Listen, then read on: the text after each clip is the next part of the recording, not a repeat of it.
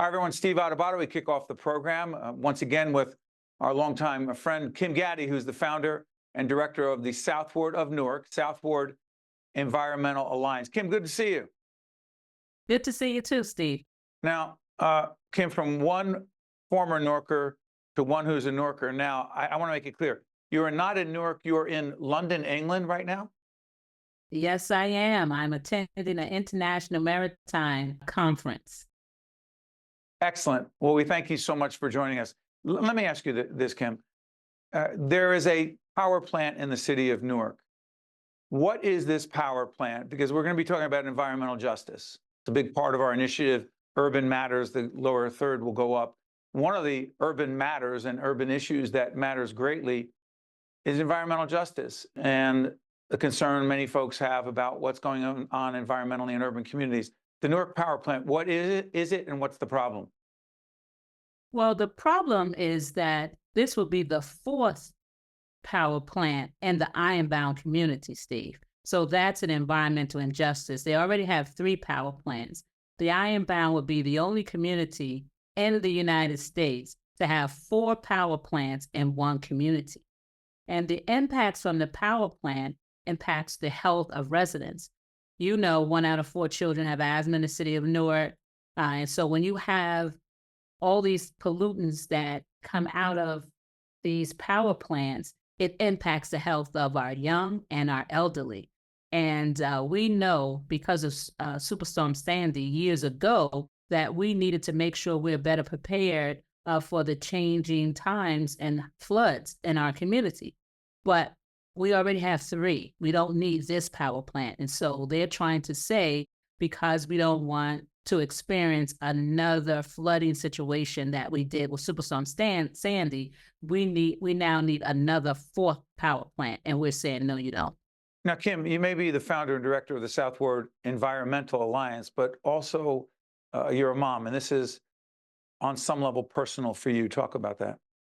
Yeah, it's very personal. You know, unfortunately, having 3 children with asthma, and I lost my 32-year-old son 2 years ago with a heart attack. And so I know too well that the environmental issues, the cumulative impacts of pollution from the many sources can impact our children's lives. And so this is very personal to me and all of the children in Newark, because I don't want to see another parent experience an asthma attack with their children or have one of their children die prematurely from a heart attack.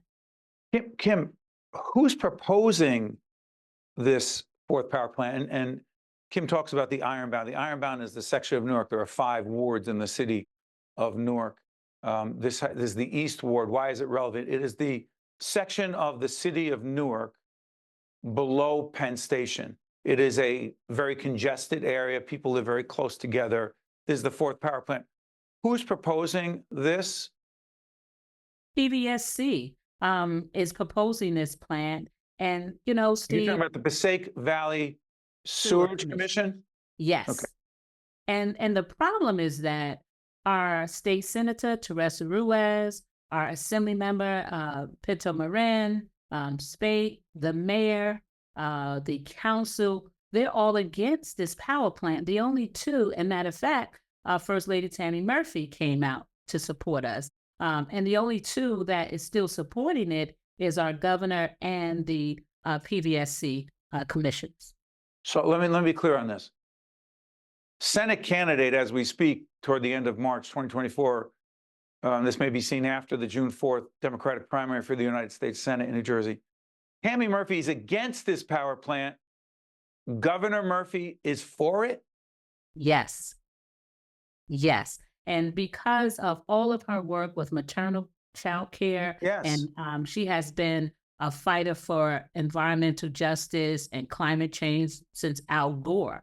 So she understands that the environmental impacts from this power plant will potentially harm not only pregnant women, unborn children, but residents. And so she even came out and supported us to say, no, we don't need this power plant in the city of Newark. We will have the governor back on, and we'll have Tammy Murphy on. They can explain their positions on this. Interesting. I also want to, I was remiss in not making it clear that Kim Gaddy is a 2021 Russ Berrie Foundation Making a Difference awardee. We've been honored to be collaborators with the Russ Berrie Foundation. I've been honored to host that Making a Difference luncheon every year for the past 25 plus years. And yeah, it just makes me old, Kim. Stop smiling like that. Make me feel. And I remember when you got that award, it was and is a big deal. Let me ask you this: water equity in the city of Newark. What is the issue, and why is it a concern? Well, in the city of Newark, we had an issue with the lead service line replacement. That's So right. that's the issue because no level of lead is acceptable. Any level of lead in our drinking water is harmful to our community. And so when we talk about water justice, we want to make sure that everyone has a right to safe, affordable, quality drinking water that doesn't harm them, and especially those who are from environmental justice communities. And so we have been working also to address the flooding in our community. The Dayton Street neighborhood used to be the East Ward, right? And the major floods that happened is in the Ironbound section and in the Dayton Street neighborhood of our South Ward. The maps for the state of New Jersey say that in the next 15 years, that whole community will be underwater. And so we're also working to make sure green infrastructure is used as the first line of defense against flooding. Kim, let me ask you something real quick. Go back to the lead issue. We'll have Mayor Baraka back on as part of our series, New Jersey's next governor 2025, because he's running for governor. But as the mayor of the city of Newark, where is the mayor on this issue of lead and the pipes? Is he saying it's a serious problem, or is he saying something different? Yes, well, he finally began to speak up and talk about how serious this issue is. And now there's a issue with the replacement pipes. They're saying right. that one of the contractors was negligent. And so now, matter of fact, we have a call tomorrow with Sean LaTourette, the commissioner from DEP, Commissioner, and the Department of mayor, Environmental to Protection. discuss so they could kind of give us some updates. So finally, the mayor and everybody is now being at least more transparent and letting us know what is happening. Because at the beginning, we was not feeling that the information was very transparent, Steve. We will have the mayor on, the candidate for governor, Ras Baraka, and he can talk about this. But Kim Gaddy is the founder and director of the South Ward of Newark Environmental Alliance, a 2021 Russ Berrie Making a Difference winner. Kim, thanks. Good to see you, my friend. Thank you. You got it. Stay with us. We'll be right back.